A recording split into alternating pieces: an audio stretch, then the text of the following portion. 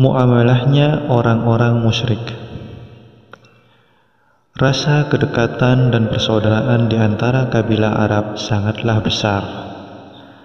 Mereka sangat mengutamakan kepentingan kabilahnya sendiri. Jika perlu, setiap kabilah bersatu untuk menyerang musuh.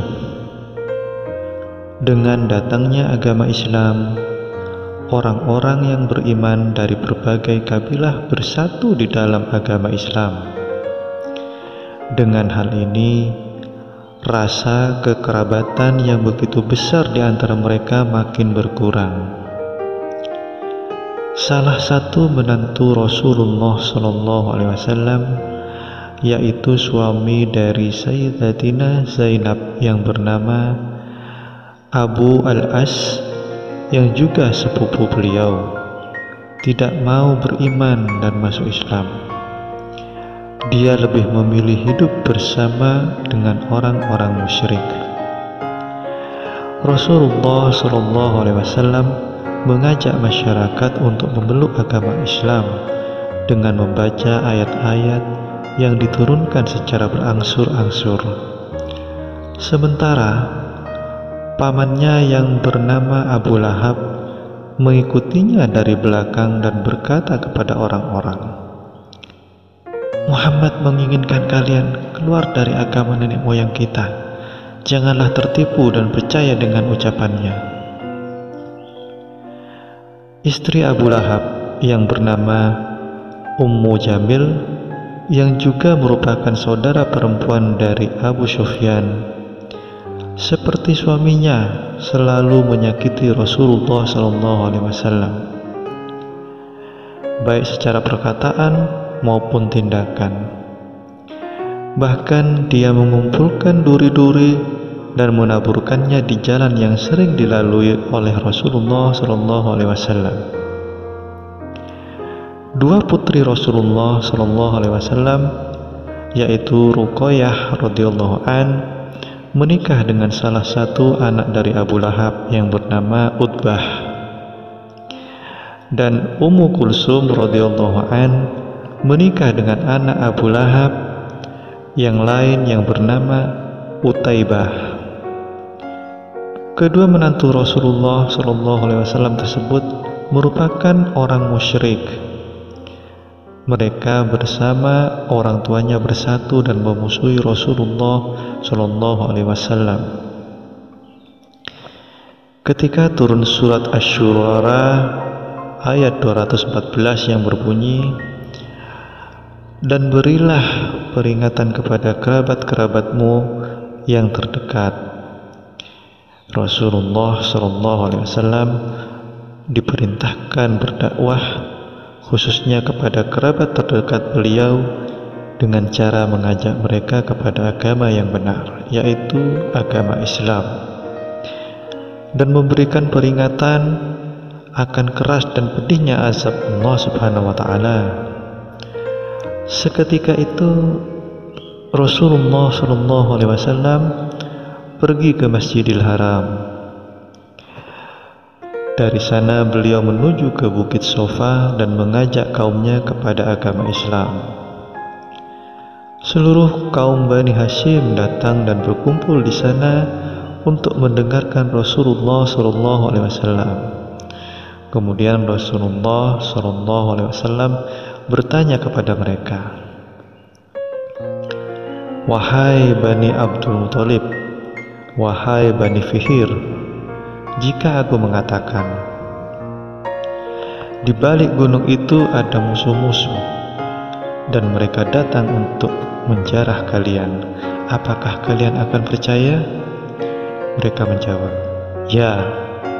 Kemudian Rasulullah SAW melanjutkan, "Kalau begitu dengarkanlah.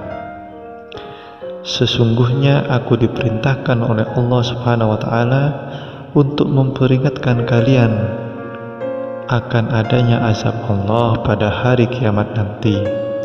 Maka dari itu berimanlah kalian." Seketika itu paman Rasulullah SAW, Abu Lahab, marah dan mengeluarkan kata-kata buruk dari mulutnya seraya berkata, "Apakah hanya untuk perkataan ini kau memanggil kami ke sini?" Kata-kata yang keluar dari mulut Abu Lahab tersebut bukan hanya sebuah ungkapan kemarahan, tetapi kata-kata itu juga menyakiti hati Rasulullah Shallallahu Alaihi Wasallam sehingga turunlah surat Al-Lahab. Surat Al-Lahab menceritakan keburukan Abu Lahab dan istrinya yang bernama Ummu Jamil, yang dikisahkan dalam surat tersebut sebagai Hammalatal Hatab, pembawa kayu bakar api neraka. Turunnya surat tersebut membuat Abu Lahab merasa jenuh dan tidak nyaman.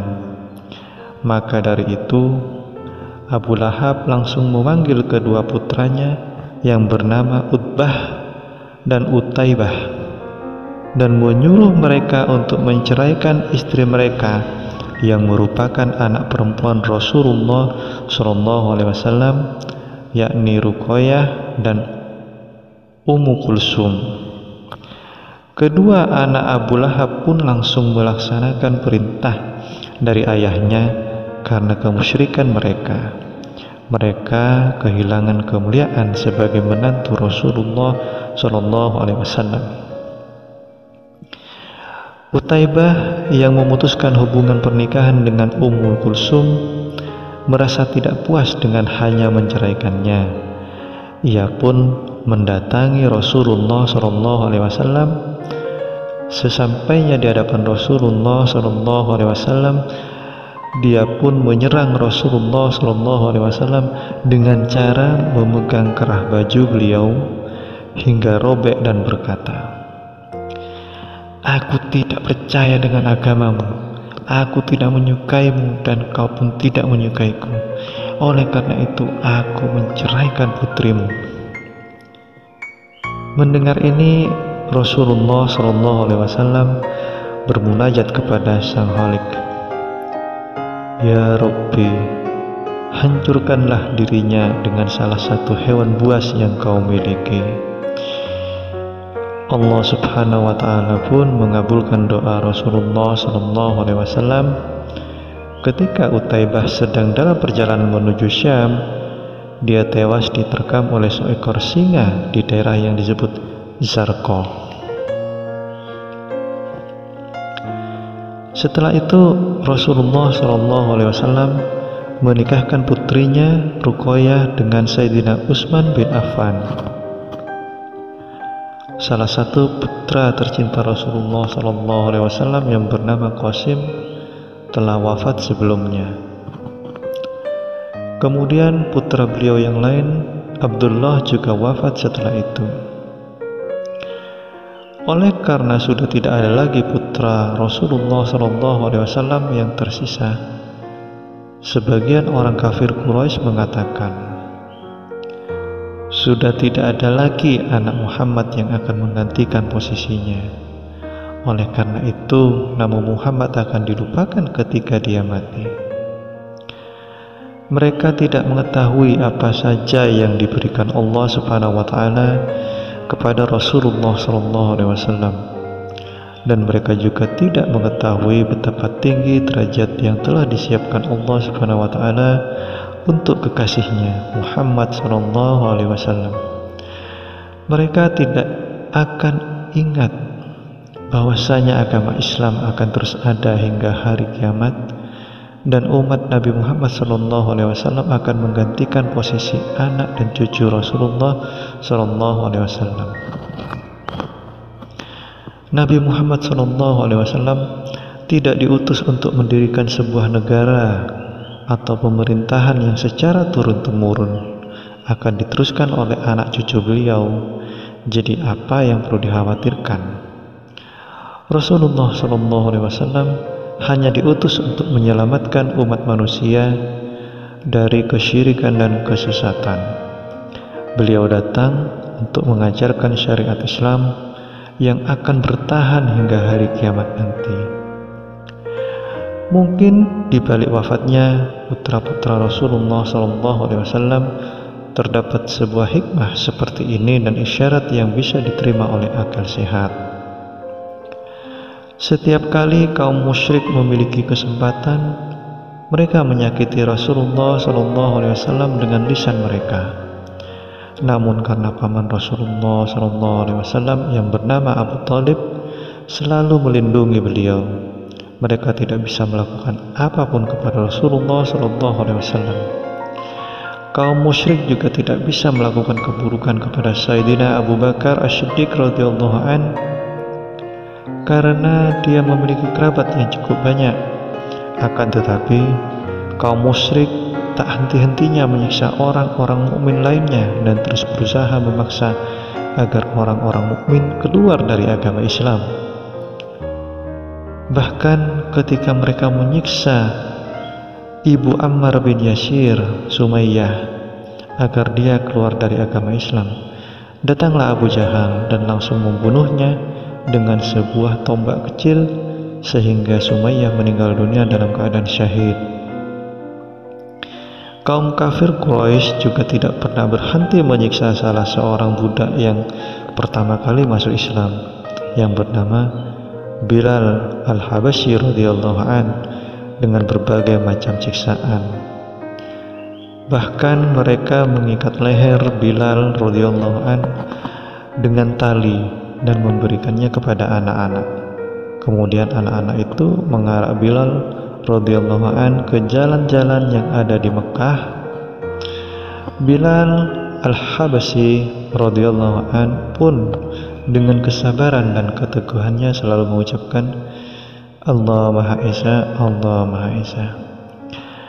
Maka dari itu beberapa orang muslim pada saat itu lebih memilih merahasiakan keimanannya daripada memberitahukan kepada orang-orang. Adapun Abu Bakar radhiyallahu an menyatakan keimanannya dari awal hingga akhir secara terang-terangan.